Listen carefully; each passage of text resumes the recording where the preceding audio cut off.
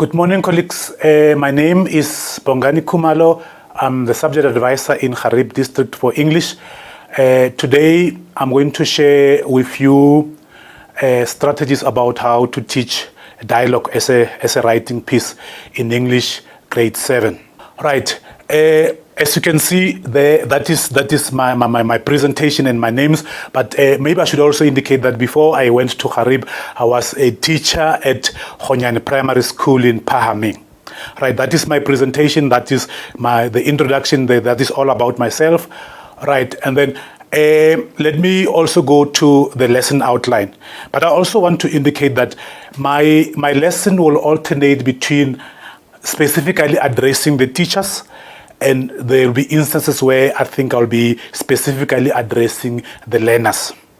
So that is my lesson outline. So the first part was supposed to be the purpose, which I've already shared, that is to share strategies about how to teach dialogue as a writing activity in English. Right. I'll also talk to the writing text in grade 7. I'll also talk to how to link prior knowledge to what you intend doing on that particular day. Integration of language skills in teaching writing. Writing strategies to teach writing, and specifically for the purpose of today is to teach dialogue. And I also want to indicate that my colleague who was here earlier, Ms. De Klerk, spoke to the descriptive text, and she also spoke to a poem. So in essence, we are already covering the first 3 cycles. So what I'm going to talk to today speaks to cycle 3, which is starting on the 15th of March to the 26th of March. Right, let me speak to the writing text in grade 7. Learners in grade 7 are expected to be taught 2 types of writing. That is longer writing text, which is your essays, and shorter writing text, which are your transactional texts. So a dialogue is one of the transactional texts that must be taught in term 1. Now, as I indicated earlier, in terms of our current ATP, dialogue is administered in cycle 3, which is week 5 and 6, which is the 15th of March to the 26th of March. Dialogue is a written conversation between 2 or more people. But for purposes of learners in the primary school, we often try to limit a dialogue between 2 people. But then they need to know that dialogue is it's not merely a conversation between 2 people. There could be 3rd person or even the 4th person. It is the record of exchanges as they occur directly from the speaker's point of view. Now, I want to speak to the linking of prior knowledge to what you intend doing. Dialogue as a writing genre is introduced from as early as the foundation phase, although in the foundation phase, they do it merely as a conversational thing, not but mostly as writing. And learners therefore come to grade 7 with a prior knowledge about what a dialogue is. In grade 6, for example, according to the trimmed ATP tracker that were given to school last year, ATP tracker for term 3, dialogue was administered in week 7 and 8, which is cycle 4. Therefore, the current grade 7 that you are having, colleagues, will be having some fresh idea of what a dialogue is, because they've done it in week 7 and 8 in cycle 4 in term 3 of last year. So that it's important. So when you prepare your lesson, you take that into account, that these learners are not necessarily coming to this conversation with no knowledge of it. Integration of language skills. And that is very, very important, colleagues. Language timetable is structured in such a way that writing and presenting is done on days 4 and 9 of the cycle. However, preparation for writing activity start as early as day 1. The materials used and the sub-skills taught are tailor-made to prepare learners for the writing text, which they are going to start writing in day 4. And I'm going to make few examples here, colleagues. Right. During listening and speaking in day 1, the listening text that the learners will read is a drama or a play script. So you see already from day one, they are writing a text that will allow learners to listen to people engage in some form of a conversation. So already the seeds for a dialogue or for a conversations are already planted when they do listening and speaking. Secondly, during the listening and speaking, learners as a sub-skill that they're going to be taught or that they are expected to practice, learners will engage in a simple conversation about a simple topic. That is as far as day one is concerned. Now let's go to day two when they do reading and viewing. During reading and viewing, as part of shared reading, learners will read an extract from a script or a drama. So the sub-skills taught, teacher will teach the key features of a text or a text structure. As teachers and learners read, he or she will draw the learner's attention to the following. Right, I'm going to share the reading extract that the learners will be reading in day two of reading and viewing. Now, this is an example of that extract. So as they read, the teacher draws the learners to the attention of the fact that the names of characters are written on the left. So you see the first character's name there is Shasha, and the name of the second character is Tabo. Then after the name of the first character is written, a colon is written, is placed. You place a colon after the name of the first speaker. Now, let's read the first line together. Listen, Tabo, you've always been a good friend to me. But you see, Tabo is one of the characters in the first line. But Tabo is not the character who is speaking at this stage. The character who's speaking is Shasha. That is why we place in the colon after Shasha, not Tabo in the first line.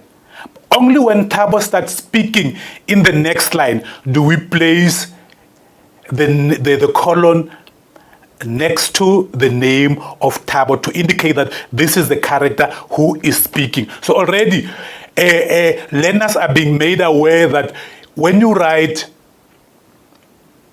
a dialogue, because they are currently reading what resembles a dialogue, that is how a dialogue will look like. Again, Sasha in the second line, or in the second reading, in the second character, is the character that is being spoken about, but it's not the character who's speaking. That is why we do not put colon after Sasha.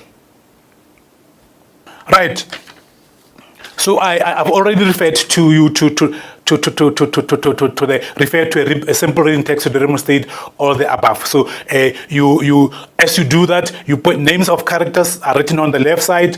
Use the colon after the name of the character who is speaking. That is very important. Not any character. The character who is speaking, like I indicated. Use a new line to indicate each new speaker, like I did in the example that I showed you. So that will be the text that will be done during reading and viewing. Right. Writing and presenting is allocated 2 hours, 40-30 minutes periods. Teachers can use the 4 writing and presenting period to teach writing as follows. In the first 30 minutes, they can teach or they can introduce the genre or the text that they are going to. And in this case, the teachers will introduce the dialogue. Teachers will use the next period to do the planning with the learners. Teachers will use the third period to do the drafting with the learners. And then teachers will use the fourth period for doing editing and publishing. Now, I want us to go to the first period. I want us to go to the first period, colleagues. Now, this is how. Now, this has been lifted from your CAPS document.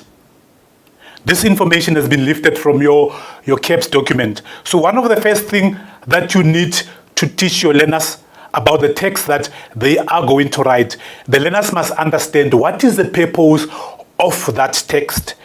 So dialogue, the purpose of a dialogue is to record. It is a record of the exchanges as they occur directly from the speaker's point of view. And then the text structures, I think we pointed out to the text structures as we were doing the example using the extract from the reading activity.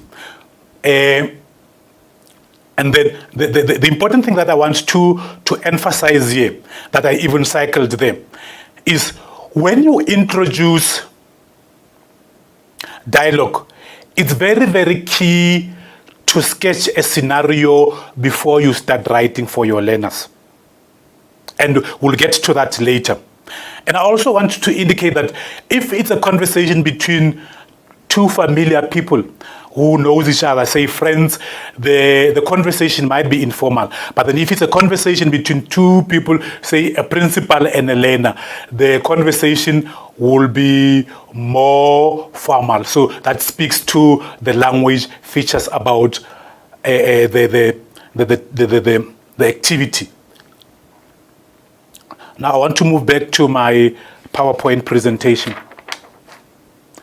Or let me go back a step back, colleagues, and say, for a dialogue, learners need to see how the dialogue looks like, the actual dialogue looks like. So you could have an example of a dialogue like this for your learners. Remember what I said earlier. I said you need to create a scenario.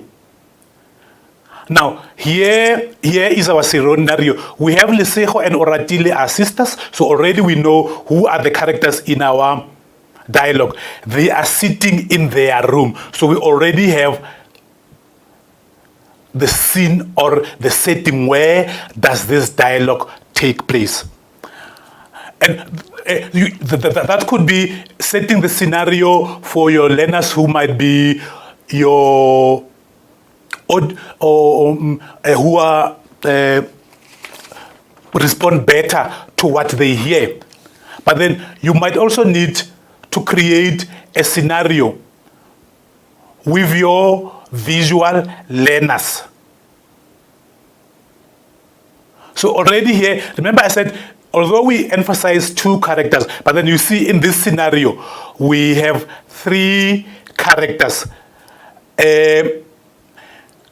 As you can see, the gentleman looks formal. He's possibly the teacher or the principal, and the other two characters look like learners, and they are standing in front of the broken window. And they are making inquiries who might have broken the window, and then that starts the conversation. So in other words, you can create the scenario. If you have the auditory learners, then this will speak to your auditory learners. They will listen to what you say, and they are able to understand what you want them to do. But then you need to also accommodate your visual learners you might need to see something, who might need to see a picture for them to understand to understand the scenario that you're setting for them.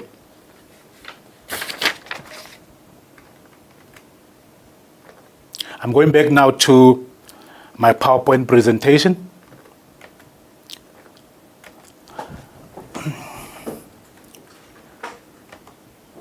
Okay, right. I'm sorry for that, colleagues.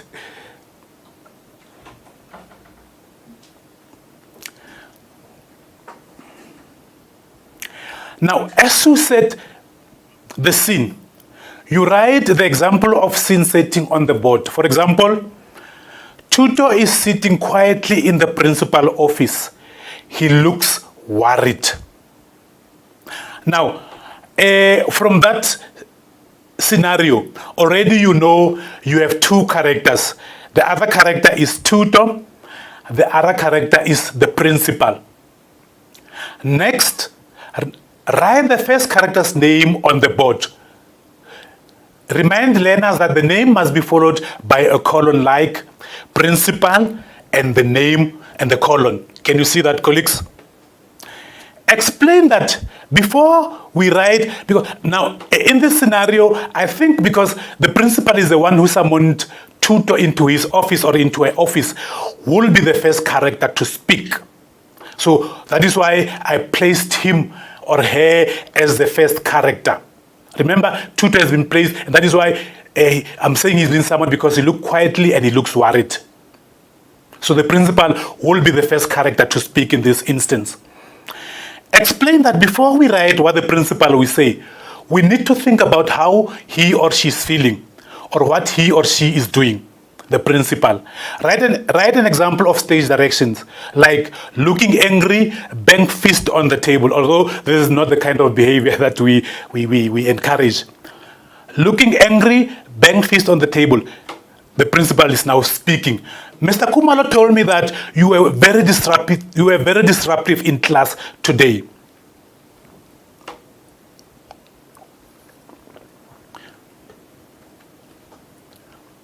Now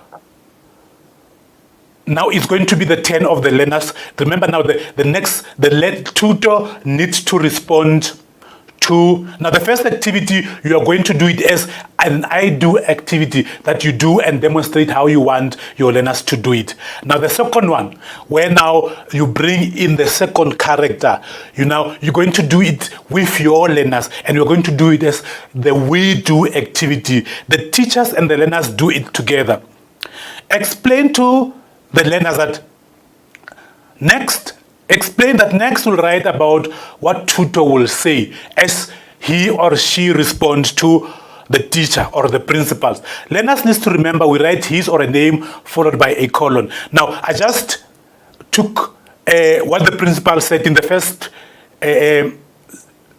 as he was speaking, and I brought it here for the purpose of our continuation from what we said earlier. Then we put the name of tutor.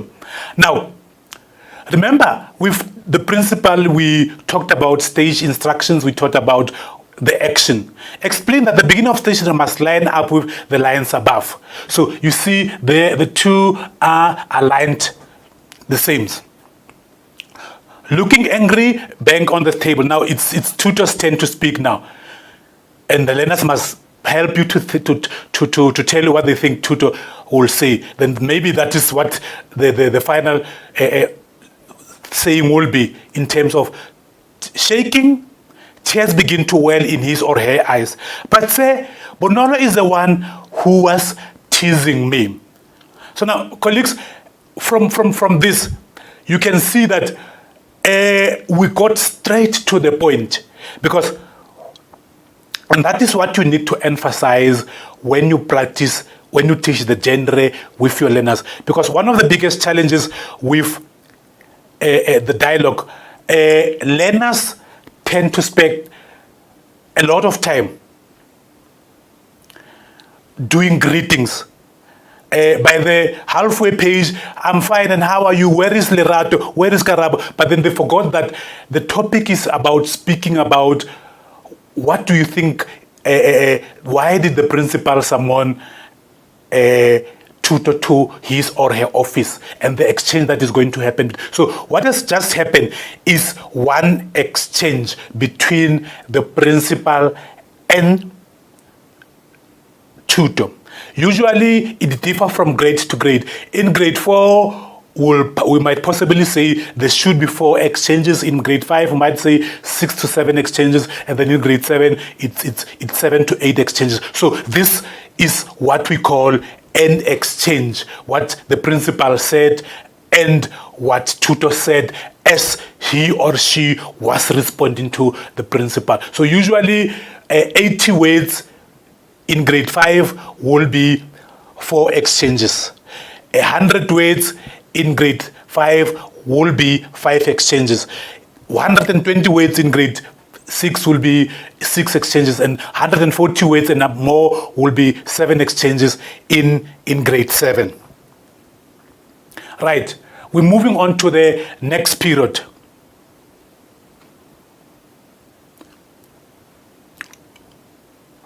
When planning a dialogue, teacher need to create a scene by giving learners a possible topic scenario or or can give learners pictures or illustrations that will prompt their writing.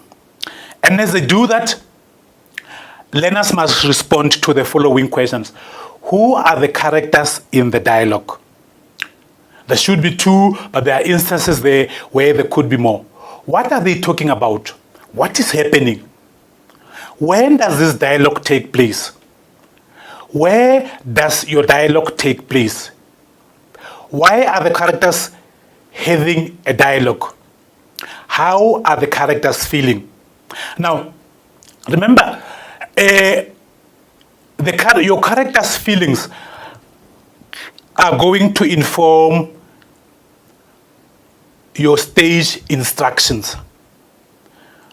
Or the stage actions. Remember where we talked about the teacher banging fist on the table in the example that we indicated earlier. Looking angry, and Lerato or Tuto looking worried. So all those things will then be what are the characters' feelings will be what goes into the brackets. Because learners need to know that as they write the dialogue, the characters' feelings are written in the brackets so that we understand why are they saying what they are saying, the way they are saying it. Because that is informed by what is written in the stage instruction or what is written in brackets.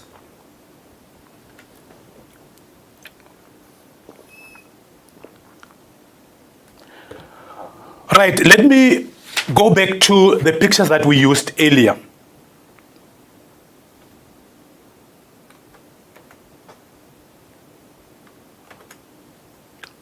Right, and we try to respond to the 5 questions that I indicated earlier. Who are the characters in the dialogue?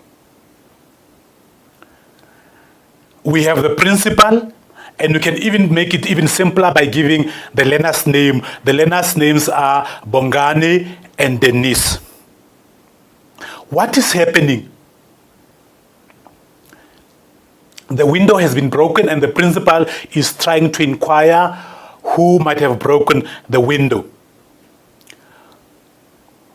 When is this happening and where is this happening? So when and where are speaking to the setting. But now if you look at the second frame, you see the cricket ball there and you see the cricket bat. So this might have happened in the afternoon during break, and the boys or the girls were practicing cricket, and as Itumeleng was hitting the cricket ball, he accidentally broke the window pane. So this is speaking to the when and the where. So the learners can use the contextual truth to determine where.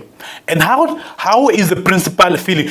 You see, the two learners, they are bowing their heads. They look shy, they look unhappy, they look worried because they think that they are being wrongly accused of breaking the window. So that speaks to the other characters, and you see the principal is also looking angry. So that will also go. So that also help us with what will go to the brackets with regards to the stage instructions.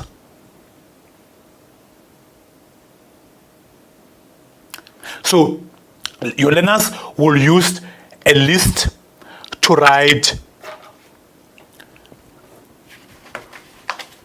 to respond to the 5 questions. And let's try to draw our list and say the characters. You'll forgive my bad handwriting. We have principal, Itumeleng, and Denise.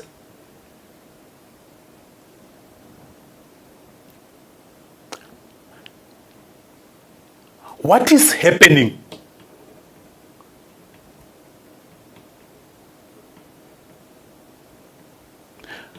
Remember, the learners have the picture in front of them.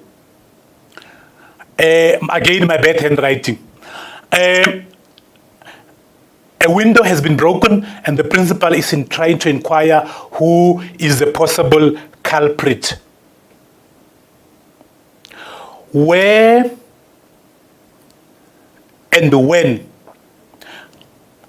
This could be in front of the staff room or in front of the classroom.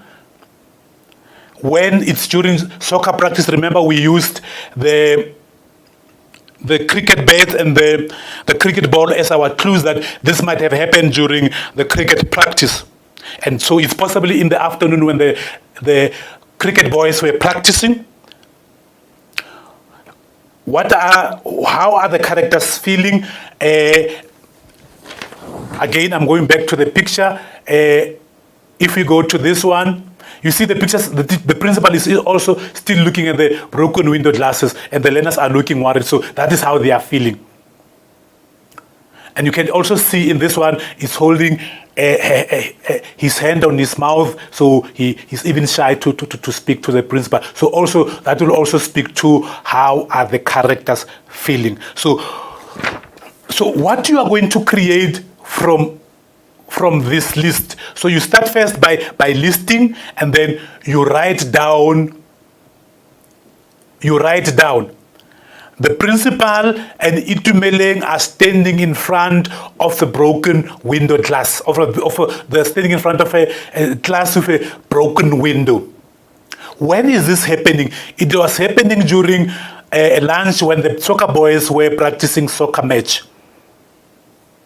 And then you'll also list the things that you see, the cricket ball and the cricket ball and the.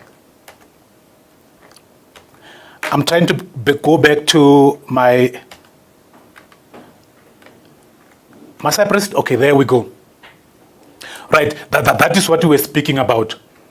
So that is the other way, and I also want to paint a scenario, and this was taken from one of the question papers that we used in the past, the grade 6 question paper that was sent by my colleague from TMED, Mem Lombard.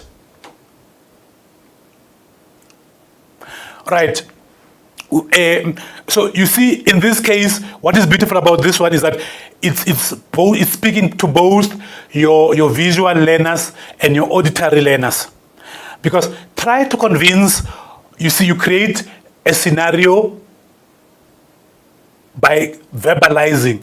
Try to convince one of your strict principal to postpone the test that she or she has scheduled for the following day. So there it is. So now, there it is. Then you also have the picture of the principal or the teacher, which is Mr. Kumalo in this case, and the learner who happened to be Denise in this case, and she's trying to convince me to postpone the test. So now the learners can also use this to follow those steps to draft their dialogue.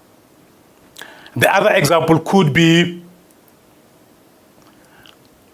planning a class party, although at this time we don't encourage that. Planning a class party, you and a friend are planning a class party for the end of the year. Write the conversation that takes place between the two of you. So again, you have also provided, so there's also some form of differentiation because you have provided for your visual learners. They will see Lerato, party goers there, and Lerato and Carmen trying to organize a party. So so as you can see, then this picture, because they're both looking happy, so that will also inform your stage instructions. And the last example that I want to put forth is our vegetable garden. You and your dad have established a vegetable garden. Write the conversation that takes between the two of you while working in the garden. So I guess unless it's Bongani again here and Jerry, unless Bongani did not want to do this activity with his father, he will look angry in the picture, and then that will inform the stage instruction. But then from that picture, I can see both characters look relaxed. So exactly, so that will also speak to the characters Where is this happening? Maybe this is possibly happening on Saturday morning when it is cool because they can't do their garden in the afternoon when it's very, very hot. It's on a Saturday. How are they feeling? Because Bongani likes his father Jerry, he's enjoying doing gardening with him because it gives him time to talk. So that is another example that you can use, colleagues. Right, like I said earlier, as they respond to this question, they will be developing a frame. And remember, and what is very, very key, that is why I kept on, remember question and answers during the planning that we did earlier. Next, tell the learners that they must think about what the characters really think and say. They must write the words like people who are talking to one another. Write the writing frame on the board, explain it to the learners. Where are the characters? What is happening? And then you also need to remind the learners about stage direction. What is the character feeling or doing? What does he or she say? And also, it's very important, depending on the grade that your learners are. Although I said at the beginning that this is a grade 7 lesson, it could be a lesson that could be used for grade 4, 5, and 6. So if that is a class that is in grade 6, they will need to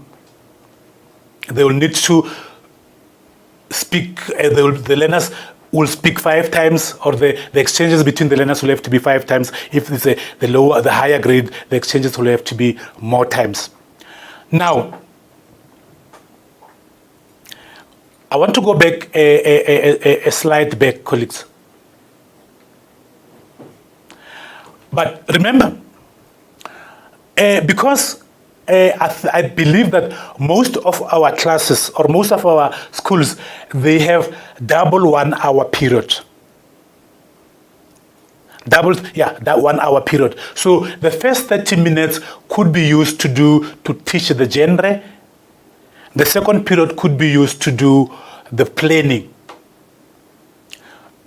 Remember, in terms of our tracker, writing happened on day 4 and day 9. So to teach the genre, you're going to do in day 4, the first period of that hour, the first 30 minutes of that hour, and then the second period of that hour, you're going to do the planning with your learners. But remember, we spoke about integration. Because remember the reading task that you did with your learners in day 1 and the speaking activity that you did with your learners, the reading task that you did with your learners in day 2, when you are still going to remind them about the text features of a dialogue. And then this you're going to do in day 8 or 9, and also this one as part of your second hour of your writing and presenting. Right. And having painted during drafting, having painted the scenario with your learners, you can ask them to draft. I want to go back to the picture that I used earlier. Remember, now, during drafting, remember I said you can use any of these 3 topics.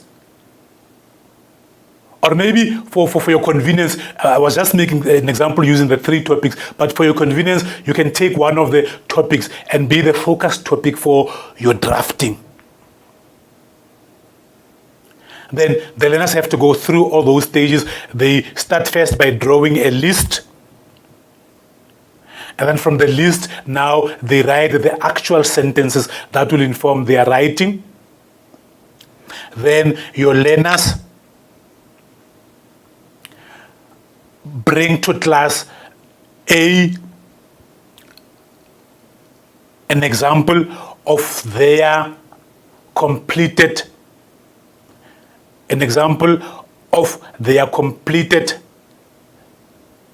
dialogue. Right? If you look at if you look at the tracker, that we have developed, we're also using day 9 and day 10 for the finalization of the writing piece that the learners were supposed to do. So in other words, in terms of this cycle, this will be happening on the 25th or the 26th of March when they will be doing the finalization. So your learners, after doing the drafting, then they'll go to the next stage, which is the drafting. And you'll have brought an example of a drafting like this one, an editing checklist for your learners. And then the learners now, before he present the piece to you or the text to you, the learners now check him or herself. See there, it's written the editing checklist. So depending on the text that the learners are doing, for in this case, the checklist will differ from text to text. So this will be the editing checklist for the dialogue. So it will differ. So, and the learners has to respond yes to all the questions. To any question that the learner responds no, the learner's response is a no, then the learner needs to go back and correct where he says or he says no, he or she says no. Do I set the scene in brackets? Do I explain where the dialogue is taking place and what is happening? Remember the two girls who are planning a class party. So that could be in one of the classes or under one of the trees in the schoolyard because they don't want the teachers to know what is going to happen. And then from that picture, because the picture, what I like about the picture, it makes it easy for you to know what the learners are feeling. So they send so it also speaks to the stage directions. Or stage instruction in brackets. Stage directions or stage instructions in brackets. Do this explain how each line must be read? So in other words, when the teacher is angry, the teacher won't say, Mr. Kumalo told me that you were very disruptive in class. So the stage instructions are actually telling us how the speaker is going to speak. Mr. Kumalo told me that you were very disruptive in class again today, Itumele. So that is why the stage instructions or the stage directions are important, and how the speaker feels. And remember, we said Tuto was angry and was shaking, and the tears were beginning to well in his or her eyes. But sir, it is Bonolo who was teasing me. So it's also telling us how the speaker will respond to the first character. Right? Do each character speak at least 5 times? That will depend on the grade that the learners are. So if it's in grade 4, they will possibly speak 4 times. If they're in grade 6, then in grade 7, we'll expect them to speak at least 7 times. Do I write the characters' names left side of the page? Did I use a colon after the name of the character who is speaking? Did I use a new line to indicate each new speaker? Do all characters' names line up? So there's no way that this speaker's name could be here and the other speaker's name could be here. So you saw the examples of how the speakers line up in the example that I showed earlier on the PowerPoint presentation. Do all the words the characters must say line up? Even the words that the characters say must also line up. Do all the words of the characters, does the dialogue sound like people could really be having a conversation? Do I use proper conversation? So the learners has to respond yes to all of these 10 editing checklist questions. But then for other text, it might not be as long as with the dialogue. Right. So now using the checklist that I just showed you, you're going to instruct learners to open their exercise books to the completed draft, refer them to editing checklist, instruct learners to read their own writing.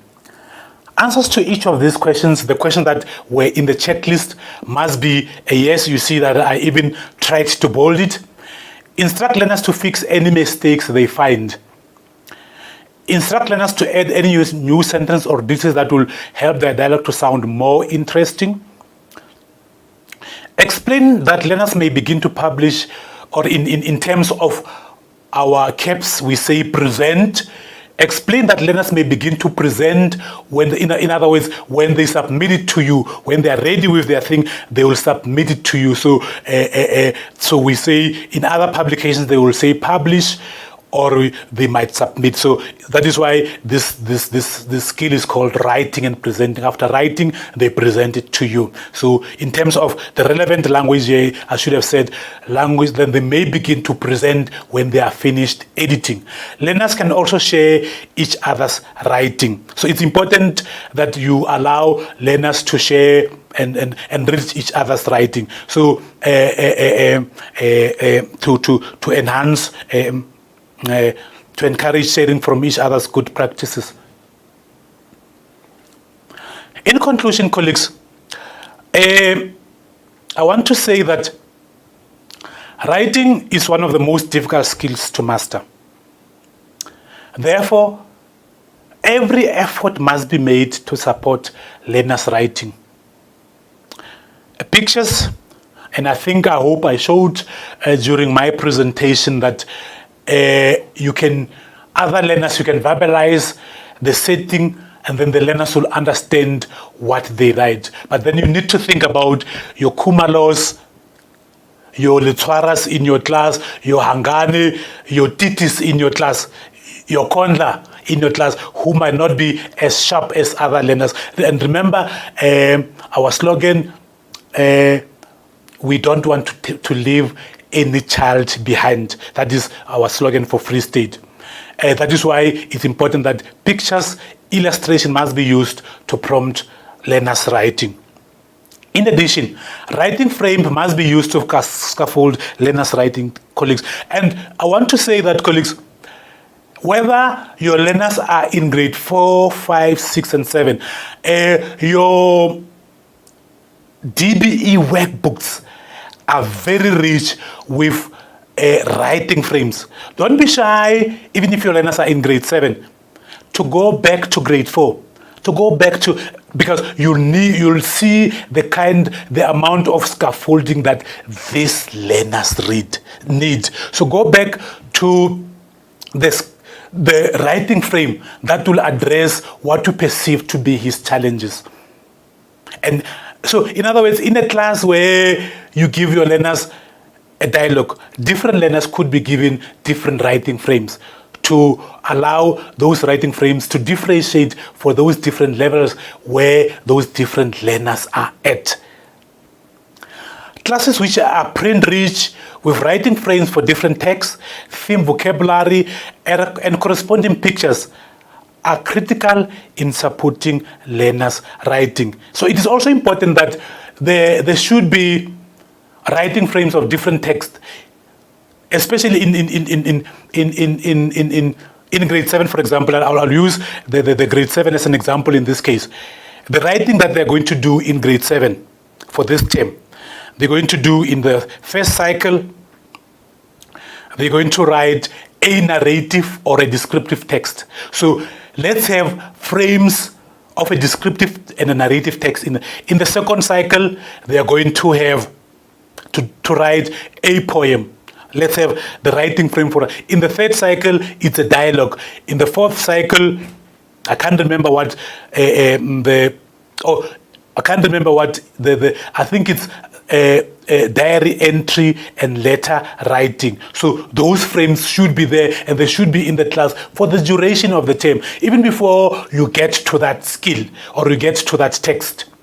And I think the last one, if you did narrative text in the first cycle, in the fifth cycle, you'll do a descriptive text text. So, but then both of them should be there in the class for that purpose, so that learners are they see. So even before you get to that, learners are beginning to familiarize themselves. And remember, colleagues, that this genres or this text, learners are not coming across them for the first time. Remember, in one of the slides, I spoke to how to link prior knowledge. So you'll tap into what they know. And then remember, I also said that the dialogue, it's a text in terms of the current grade 7 that are in grade 7 this year. It's a text that they did in term 3, week 7 and 8. But it's possible. We're not aloof to the fact that, colleagues, that we know some of you were using a rotational approach. So when you link to prior knowledge, you'll take into account that in my school, especially for the grade 6, we're using